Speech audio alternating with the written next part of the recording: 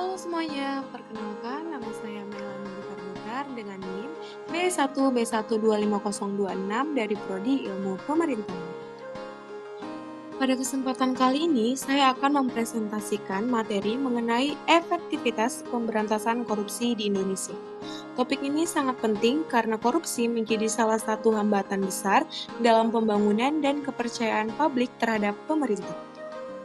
Selanjutnya, korupsi di era reformasi. Kita mulai dari masa reformasi. Setelah tahun 1998,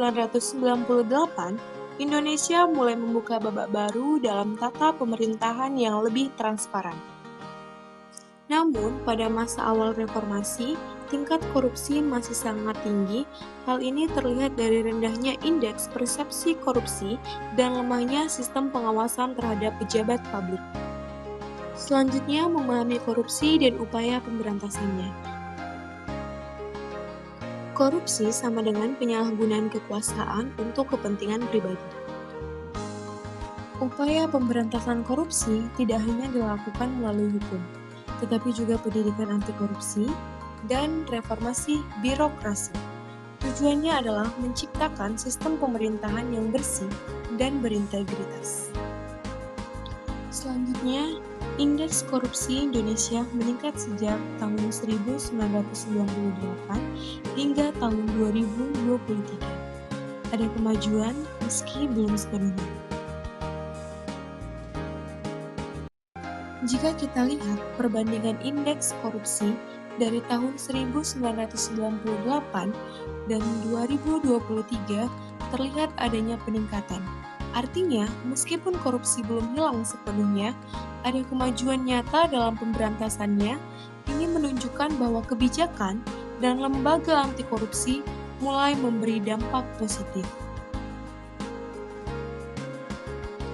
Lalu, pembentukan KPK dan peranannya. KPK respon tegas terhadap maraknya korupsi. Komisi Pemberantasan Korupsi atau KPK dibentuk sebagai respon tegas pemerintah terhadap maraknya korupsi. KPK berperan penting dalam penyelidikan, penyidikan, dan pencegahan korupsi. Selain itu, Komisi Pemberantasan Korupsi atau KPK juga mengordinasikan lembaga penegak hukum agar supaya pemberantasan lebih efektif. Kebijakan hukum dan evaluasi efektivitas. Efektivitas tergantung konsistensi aparat dan dukungan masyarakat. Efektivitas pemberantasan korupsi bisa dilihat dari penurunan tingkat korupsi dan meningkatnya kasus yang berhasil ditangani. Namun, efektivitas ini tetap tergantung pada konsistensi aparat dan masyarakat. Yang terakhir, peran warga negara. Semua warga berperan melawan korupsi, mulai dari menolak suap dan membangun budaya jujur.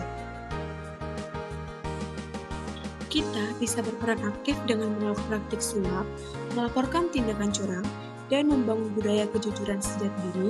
Dengan kerjasama pemerintah dan masyarakat, Indonesia bersih dari korupsi bisa terwujud. Sekian yang dapat saya sampaikan. Saya ucapkan terima kasih.